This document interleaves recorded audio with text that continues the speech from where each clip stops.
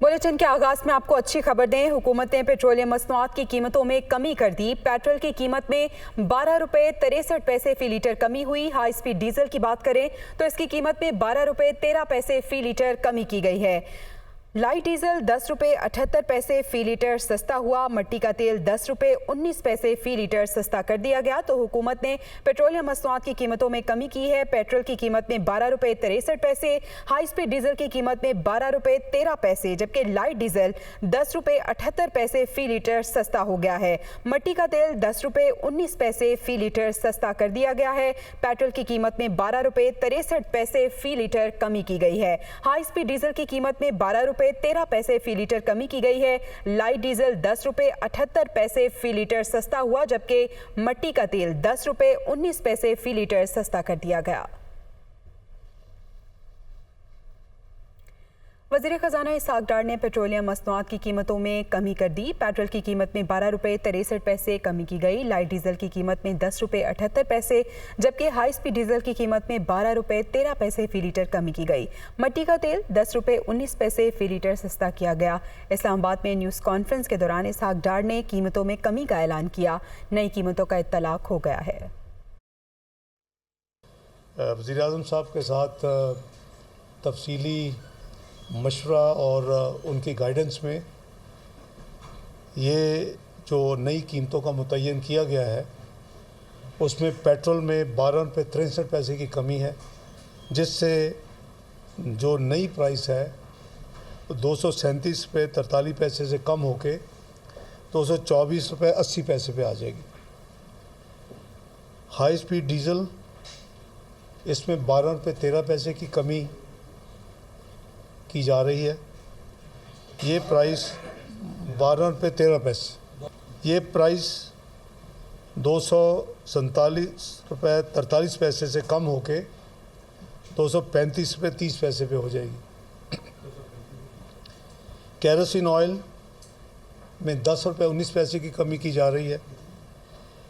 ये प्राइस 202 रुपये 2 पैसे से कम होके 191 रुपये 83 पैसे हो जाएगी। और लाइट डीजल ऑयल इसमें 10 रुपये 78 पैसे की कमी के साथ 197 रुपये 28 पैसे से कम होके 186 रुपये 50 पैसे पे हो जाएगी। अवाम ने पेट्रोलियम मसनूआत की कीमतों में कमी को नाकाफ़ी करार दे दिया। कहते हैं कि पेट्रोलियम मसनूआत की कीमतें अब भी ज़्यादा मज़ीद कमी होनी चाहिए। इसहाक़ डार के आने से ज़्यादा रिलीफ की तवक्को थी। मेरे ख्याल में ये मियाँ साहब की हुकूमत में कोई अच्छी खबर हमें बड़े अरसे बाद मिली है। हम मियाँ साहब से इस चीज़ के दुआगो हैं कि मियाँ साहब इसको और नीचे करें ताकि हमारी ज़रूरियात ज़िंदगी भी सस्ती हों। 12 रुपये सस्ता हुआ है, ये हमारे लिए बेहतर तो है, लेकिन इसको कम से कम 30-40 रुपये नीचे आना चाहिए, क्योंकि जब बढ़ता है तो एकदम 30 रुपये हफ्ते में 12-12, 15-15 रुपये बढ़ रहे हैं। एक टाइम में 3-3 दफ़ा पेट्रोल बढ़ रहा है, अब कम में होने पे आया तो 12 रुपये। ये तो अच्छी बात है, अगर कम हुई आवाम के लिए खुशखबरी होनी चाहिए। एक हफ्ते के बाद फिर ये 50 रुपये बढ़ा देंगे, 30 रुपये। आवाम का बेड़ा गर्क किया हुआ महंगाई ने, और ये ड्रामेबाजियाँ कर रहे हैं ये लोग। पहले पेट्रोल 150 रुपये था, इन्होंने यानी कि काफ़ी ज़्यादा महंगाई लगाई रखी है।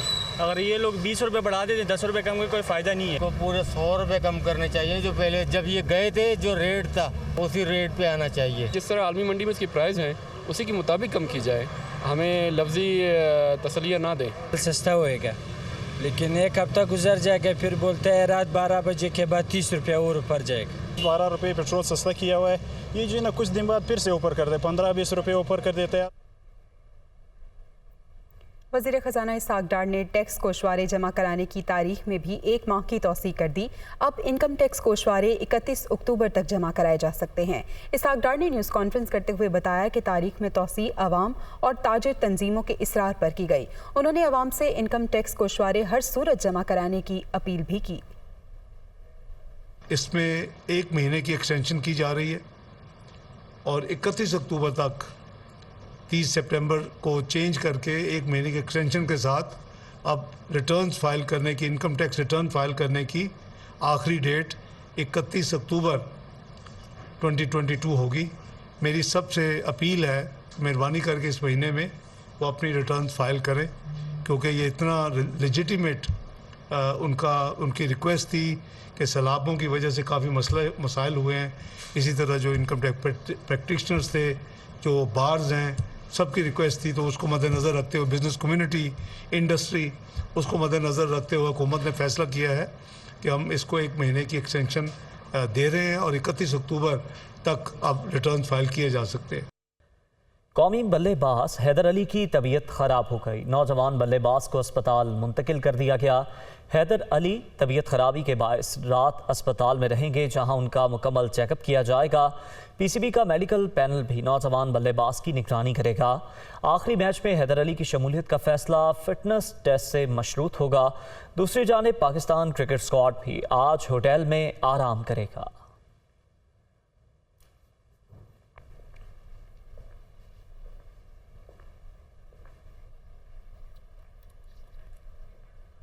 अमरीकी साइफर से मुतालिक इमरान खान की मुबैना ऑडियो लीक का दूसरा हिस्सा भी सामने आ गया। गुफ्तगू के दौरान इमरान खान शाह महमूद कुरैशी को कहते हैं कि कल हम सब ने एक मीटिंग करनी है। मीटिंग के बाद सेक्रेटरी खारजा को कहेंगे कि हमारी मर्जी के मिनट्स लिख दे। गुफ्तगू के दौरान इमरान खान, शाह महमूद कुरैशी, असद उमर और आज़म खान को ताकीद करते हैं कि किसी के मुंह से अमरीकियों का नाम ना निकले। इस मौके पर असद उमर इमरान खान को टोकते हुए कहते हैं कि आप जानबूझ के लेटर कह रहे हैं, जिस पर इमरान खान जवाब देते हैं कि लोगों को ट्रांसक्रिप्ट की समझ नहीं आएगी, जलसों में ऐसे ही कहा जाता है। अच्छा शाह जी, हमने कल मीटिंग करनी, आपने, हम तीनों ने और वो फॉरेन सेक्रेटरी, उसमें हमने सिर्फ कहना है कि वो जो लेटर है ना, उसके चुप करके मिनट्स ये अपने पास नहीं, मैं कह रहा हूँ इसके, ये खैर आजम कह रहा हूँ उसके मिनट्स नहीं, इस पर फोटो स्टेट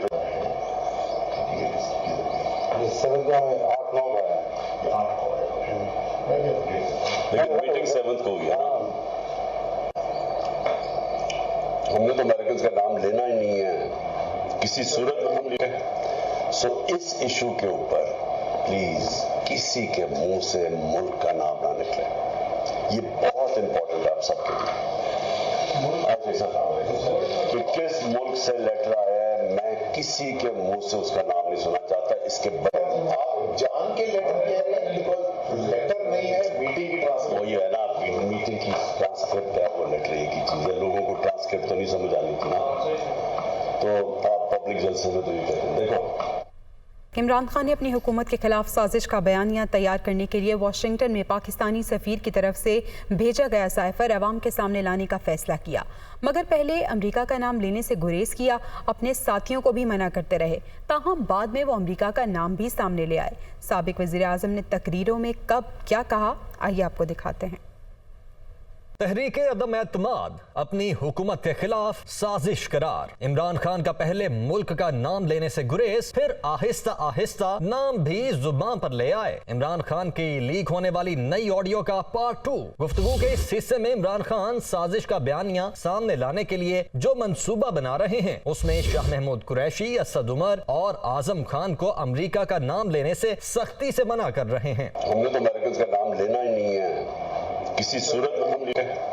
सो इस इशू के ऊपर प्लीज किसी के मुंह से मुल्क का नाम ना निकले, ये बहुत इंपॉर्टेंट है आप सबके लिए। तयशुदा मंसूबे के तहत इमरान खान ने 27 मार्च 2022 को जलसा किया। कारकुनों से खिताब करते हुए एक कागज लहराकर अपनी जेब में रख लिया, मगर अमेरिका पर बराह रास्त नाम लेकर इल्जाम लगाने से गुरेज किया। उन्होंने कहा कि जिसे इस खत पर शक हो उसे ऑफ द रिकॉर्ड दिखा सकते हैं। बैरूनी साजिश की बहुत सी बातें मुनासिब वक्त पर जल्द सामने लाई जाएंगी। सिर्फ 4 दिन बाद 31 मार्च 2022 को इमरान खान अमेरिका का नाम भी जुबान पर ले आए। कौम से खिताब में उन्होंने यूं जाहिर किया कि जैसे वो मुल्क का नाम लेना नहीं चाहते थे, मगर जुबान फिसल जाने से अमेरिका का नाम मुंह से अदा हो गया। हमें एक अमेरिका ने एक बाहर से मुल्क ने, मैं नाम मतलब मेरा कि किसी और बाहर से मुल्क से हमें मैसेज आती है, ये है तो प्राइम मिनिस्टर के खिलाफ ही सिर्फ, लेकिन ये हमारी कौम के खिलाफ है। हमें एक अमेरिका ने एक बाहर से मुल्क ने, मैं नाम मतलब मेरा कि किसी और बाहर से मुल्क से हमें मैसेज आती है, ये है तो प्राइम मिनिस्टर के खिलाफ ही सिर्फ, लेकिन ये हमारी कौम के खिलाफ है। वज़ीर दिफा ख्वाजा आसिफ कहते हैं कि ऑडियो लीक्स आर्टिकल 6 का बना बनाया केस है। काबीना ने भी इमरान खान के खिलाफ कार्रवाई का फैसला कर लिया है। नवाज शरीफ की वतन वापसी महीनों की नहीं, अब दिनों की बात है। वो लंदन में दुनिया न्यूज़ से गुफ्तगू कर रहे थे। इस वक्त जो मवाद उनके ख़िलाफ़ मुख्तलिफ़ केसेस में और ख़ुसूसन ये जो ऑडियो लीक्स में उनकी इस वतन के साथ जो है उसके मफादात को नुकसान पहुँचाने की, मैं समझता हूँ गद्दारी करने की, इसके मफादात के साथ वतन के साथ जो है एक बड़ी कंक्लूसिव किस्म की शहादत जो है सामने आ गई है। बना बनाया केस है और इसके ऊपर मूव करना चाहिए। मैं लंदन में हूँ, मुझे यहाँ ही पता लगा है कि काबीना ने भी फैसला किया कि इनके खिलाफ जो है ये कार्रवाई की जाए। जो है मैं समझता हूँ कि मियाँ नवाज शरीफ की वापसी में अब कुछ देर भी बाकी नहीं है। कितने दिन, कितने हफ्ते या कितने महीने? नहीं, महीने हफ्तों की मैं बात नहीं कर रहा, तो मैं तो दिनों की या 2-4 हफ्तों की बात करूँगा। और शहबाज शरीफ साहब करेंगे, शहबाज शरीफ साहब, लेकिन कंसल्टेशन जो है वो अदारे से भी करेंगे। अदारे का भी एक कंसल्टेशन का जो है एक उनका एक मकाम है। और इसके साथ जो है जो हमारी जो दूसरे जो हमारे पार्टनर्स हैं गवर्नमेंट में। मुस्लिम लीग नून की नायब सदर मरीम नवाज ने कहा कि इमरान खान ने वज़ीर-ए-आज़म ऑफिस में बैठकर अपने सेक्रेटरी और हवारियों के साथ मिलकर बहुत बड़ी और संगीन सिक्योरिटी ब्रीच की है। इसका मुकाबला पाकिस्तान का कोई बदतरीन दुश्मन भी नहीं कर सकता। मरीम नवाज ने अपने ट्वीट में लिखा कि एक फॉरेन फंडेड शैतानी दिमाग 4 साल मुल्क की तकदीर से खेलता रहा और इंतहाई ढिठाई से आज भी वही कर रहा है। मनी लॉन्ड्रिंग केस में शहबाज शरीफ की स्पेशल सेंट्रल अदालत में पेशी। वज़ीर-ए-आज़म का कहना है कि मुश्किल तरीन हालात में उन्हें अहम तरीन जिम्मेदारी सौंपी गई। पेट्रोल की कीमत ऊपर जा रही है, मुल्क सैलाबी खतरात से दो चार है, हमारे लिए एक एक पाई कीमती है। लाहौर से रिपोर्ट देखिए।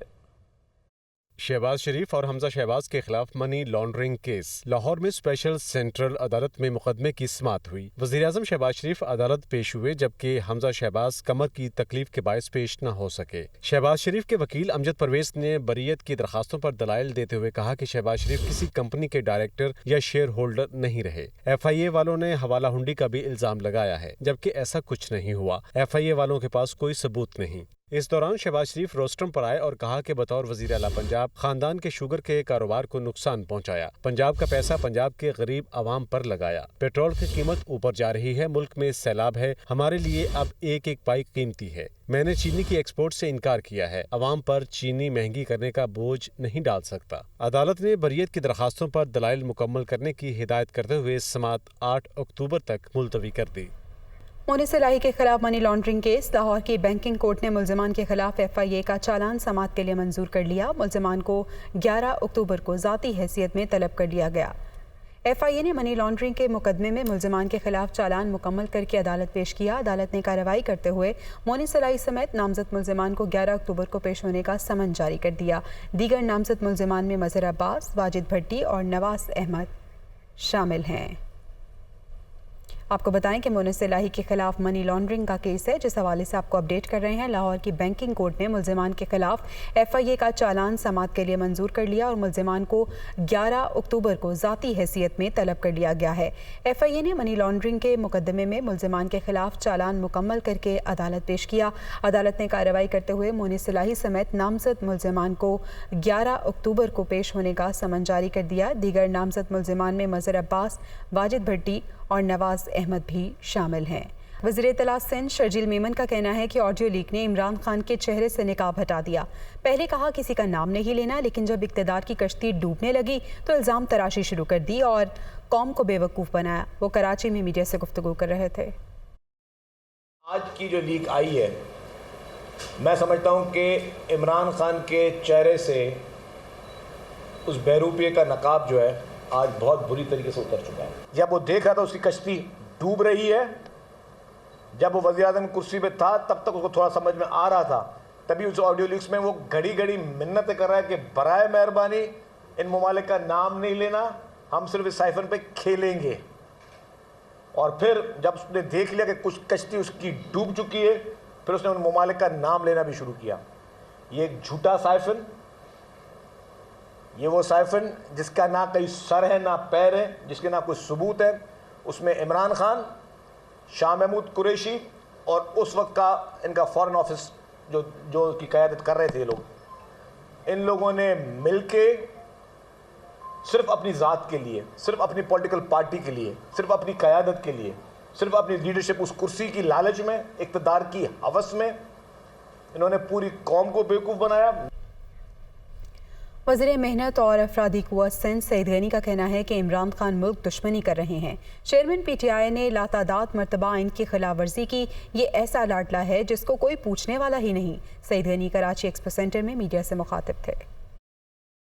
इस वक्त इमरान खान जो कुछ कर रहा है वो मुल्क दुश्मनी के सिवा कुछ नहीं है। इस मुल्क में सियासत करने की सबको इजाज़त है, सबको हक है और हर शख्स करता है, लेकिन उसका कहीं ना कहीं कोई रेड लाइन होती है कि हमने कहाँ तक जाना है और कहाँ जाकर हमने रुक जाना है। इमरान खान के लिए कोई रेड लाइन नहीं है। वो इस मुल्क की फ़ौज को मुतनाज़ा बनाता है, उसके अंदर जो है वो तफरुका डालने की कोशिश करता है। वो इलेक्शन कमीशन पर हमला आवर है, वो हमारी अदलिया पर हमला आवर है, वो इस मुल्क की मीडिया पर हमला आवर है, वो इस मुल्क की पार्लियामेंट पर हमला आवर है। इमरान खान अपनी ज़ात से आगे किसी चीज़ को देखने को तैयार नहीं है। इमरान खान ये चाह रहा है कि मैं बच जाऊं, बाकी खुदा न करे पाकिस्तान को कुछ होता है हो जाए, इदारों को कुछ होता है हो जाए, लोगों को कुछ होता है हो जाए, उसकी सेहत पे कोई असर नहीं पड़ता। वज़ीर बल्दियात सिंध नासिर हुसैन शाह का कहना है कि ऑडियो लीक्स के बाद वीडियो लीक्स के मुंतज़िर हैं। जहां से ये चीज़ें की जा रही हैं नहीं आनी चाहिए। ऑडियो लीक्स गैर अहम इशू है, अवामी मसाइल और मुश्किलात उजागर करने की ज़रूरत है। वो कराची में मीडिया नुमाइंदगान से मुखातिब थे। देखें, ये ऑडियो तो चल रही हैं, हम तो वीडियो लीक्स का इंतज़ार कर रहे हैं, तो वो आ जाए तो उस पर देखा जाएगा। ये देखें, ये इश्यूज़ जो है ना, ये हम समझते हैं हमारे लिए बहुत गैर अहम है।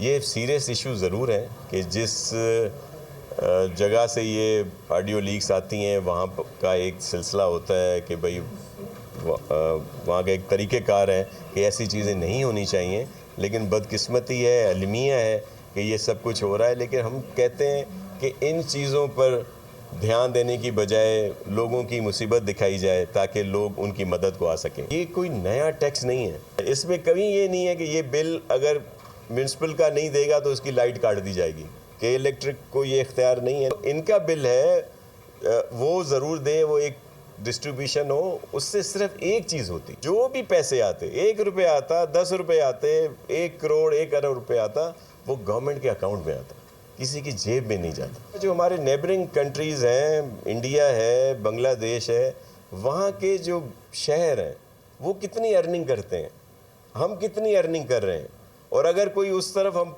कदम बढ़ाते हैं तो फिर ये होता है कि उसको इस्तीफ़ा देना पड़ जाता है। ICC T20 वर्ल्ड कप की इनामी रकूम का ऐलान कर दिया गया। आलमी चैंपियन बनने वाली टीम को $16 लाख मिलेंगे। ऑस्ट्रेलिया में 16 अक्टूबर से शुरू होने वाले T20 वर्ल्ड कप के लिए $56 लाख की इनामी रकूम मुख्तस कर दी गई हैं। टाइटल जीतने वाली टीम $16 लाख की हकदार होगी। रनर्स अप टीम को $8 लाख मिलेंगे। सेमीफाइनल हारने वाली टीमों को $4 लाख दिए जाएंगे, जबकि पहले राउंड से आउट होने वाली 4 टीमों को भी $40,000 मिलेंगे।